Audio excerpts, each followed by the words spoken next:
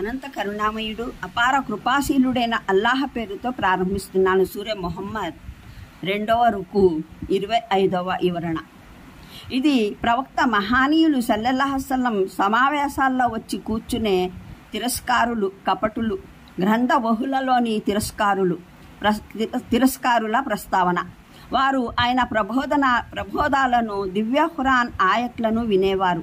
కానీ వారి హృదయాలు ఆయన నోటి నుండి వెలువడే విషయాలకు బహుదూరమైనవి గనుక వారు అంతా విని కూడా ఏమీ వినని వారిలానే బయటికి వచ్చి ముస్లింలను అడిగేవారు, అవును ఇప్పుడు ఈయన గారు సల్లల్లాహు అలైహి వసల్లం చెప్పినదేమిటి అని.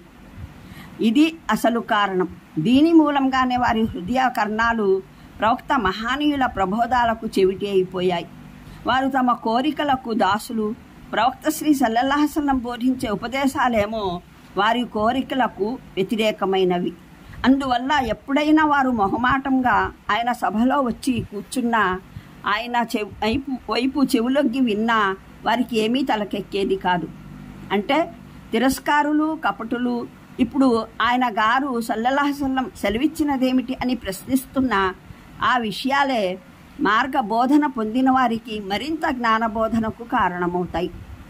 మరే సభలో కూర్చొని ఆ దౌర్భాగ్యులు తమ సమయం వృధా చేసుకుని లేచి వస్తారో ఆ సభల నుంచే ఈ సౌభాగ్యవంతులు జ్ఞానం, విజ్ఞతల సరికొత్త సంపదను పొంది మరీ మరులుతారు. అంటే ఏ ధర్మనిష్ట యోగ్యతను వారు తమలో సృష్టించుకుంటారో దాని సద్బుద్ధినే పరమప్రభువు వారికి ప్రసాదిస్తాడు. అంటే సత్యాన్ని విశదీకరించడం అన్న విషయంలో మటుకు సహేతుక ఆధారాల ద్వారా, దివ్య ఖురాన్ మహిమోపేత ప్రకటనా శైలి ద్వారా, ముహమ్మద్ సల్లల్లాహు అలైహి వసల్లం పరిశుద్ధ శీల స్వభావాల ద్వారా, ప్రవక్త సహచరుల రజియల్లాహల జీవితాలలో వచ్చిన విప్లవాత్మకమైన మార్పు ద్వారా అత్యంత కాంతిమంతంగా విశదీకరించడం జరిగింది. ఇక వీరు విశ్వసించడానికి ప్రళయం వీరి సమక్షంలో వచ్చి నిల్చోవాలని నిరీక్షిస్తున్నారా? ప్రళయ సంకేతాలు అని అంటే దాని రాక ఇక అతి సమీపానికే వచ్చేసింది అని వ్యక్తపరిచే సంకేతాలని ఉద్దేశం. వాటిలో ఒక ప్రముఖమైన సంకేతం దేవుని అంతిమ ప్రవక్త రావడం. ఆయన తరువాత ఇక ప్రళయం వరకు మరే ప్రవక్త రాబోవటం లేదు. బుఖారీ, ముస్లిం, తిర్మిజీ, ముస్నద్ అహ్మద్లలో హజరత్ ఆనస్, హజరత్ సహల్ బిన్ సఅద్ సాయిది, హజరత్ బురేదా ఉల్లేఖనాలో ఉటంకించిన దాని ప్రకారం ప్రవక్త శ్రీ సల్లల్లాహు అలైహి వసల్లం తన చూపుడు వేలు, మధ్య వేలు ఎత్తి చూపిస్తూ నా ప్రభవన ప్రళయము ఈ 2 రేళ్ల మాదిరిగా ఉంటాయి అని అన్నారు. అంటే ఈ 2 రేళ్ల మధ్య మరే రేలు లేనట్టే నాకు ప్రళయానికి మధ్య మరో ప్రవక్త ఎవ్వరూ ప్రభవించబోవడం లేదు. నా తర్వాత ఇక ప్రళయం రావడమే తరువాయి అని భావం.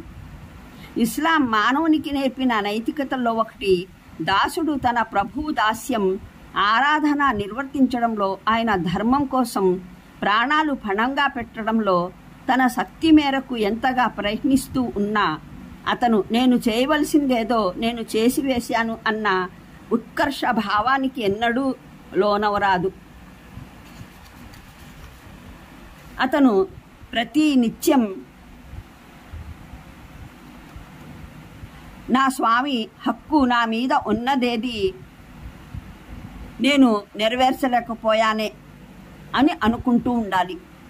సదా తన తప్పిదాలను ఒప్పుకుంటూ అల్లాహను వేడుకుంటూ ఉండాలి.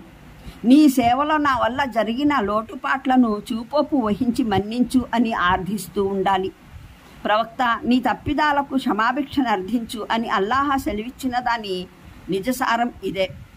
దీని భావం దైవం మన్నించుగాక. నిజంగానే ప్రవక్త మహానీయులు సల్లల్లాహు అలైహి వసల్లం తెలిసి ఏదైనా తప్పు చేశారని కాదు. దీని సరైన భావం ఏమిటంటే సకల దాసులను మించి ఏ దాసుడైతే తన ప్రభు దాస్యం చేయనున్నాడో అతను తాను సాధించిన ఏ కార్యం పట్లనైనా అతని ఆంతర్యంలో గర్వభావన మచ్చుకైనా చోటు చేసుకోవడం అతనికి ఎంత మాత్రం తగదు. అతను సాధించిన మహత్తర ఘన సేవలన్నీ ఉన్నా అతను తన ప్రభు సన్నిధిలో తన తప్పిదాలను అంగీకరిస్తూనే ఉండాలి. ఇదే అతనికి తగిన స్థానం. ఈ భావన నన్ను పురస్కరించుకునే దైవ సందేశహరులు సతతం ఇదోధికంగా క్షమాభిక్షను అర్థిస్తూ ఇస్తగఫార్ చేస్తూ ఉండేవారు. అబూదావుద్, నసాయి, ముస్నద్ అహ్మద్ ఉల్లేఖనాలలో ప్రవక్త శ్రీ సల్లల్లాహు అలైహి వసల్లం సెలవిచ్చిన ఈ మాటలు ఉటంకించబడి ఉన్నాయి. నేను ప్రతిదినం 100 సార్లు అల్లాహను క్షమాభిక్షను ఆర్థిస్తూ ఇస్తగఫార్ చేస్తూ ఉంటాను.